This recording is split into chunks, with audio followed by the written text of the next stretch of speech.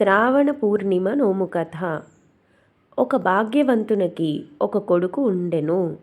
ఆ కుమారునికి వివాహం జరిగి భార్య కాపురానికి వచ్చింది. కానీ కుమారునికేలనో భార్య మీద విరక్తి కలిగి ఆమె వంక కన్నెత్తైనా చూడకుండెను. ఆ చిన్నదియు పరిపరి విధముల గమనించి అనురాగమునకై ప్రయత్నించినది. కానీ ప్రయోజనము లేకపోయినందున అత్తమామలతో చెప్పి ఏడ్చినది. తల్లిదండ్రులు కూడా కుమారునికి అనేక విధముల మంచి మార్గమున త్రిప్పవలెనని ప్రయత్నించి విఫలమైపోయిరి.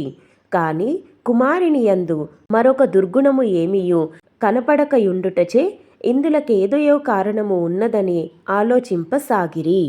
ఇంతలో వారికొక మహాయోగి సందర్శనము జరుగగా వారి విచారణ కారణము తెలిపిరి. ఆ యోగియు ఆలోచించి, అయ్యా, మీ కోడలిచే శ్రావణ పౌర్ణమి వ్రతము చేయింపుము, అన్నియూ క్రమముగా జరగవలెనని చెప్పి ఆశీర్వదించి పోయెను.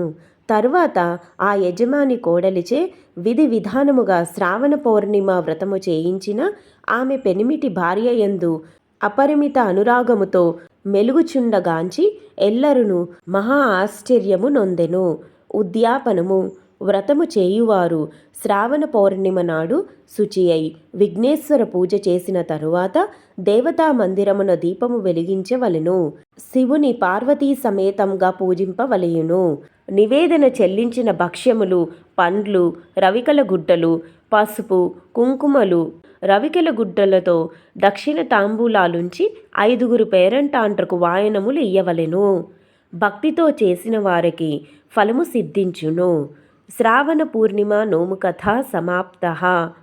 శివ పార్వతీ దేవతార్పణమస్తు.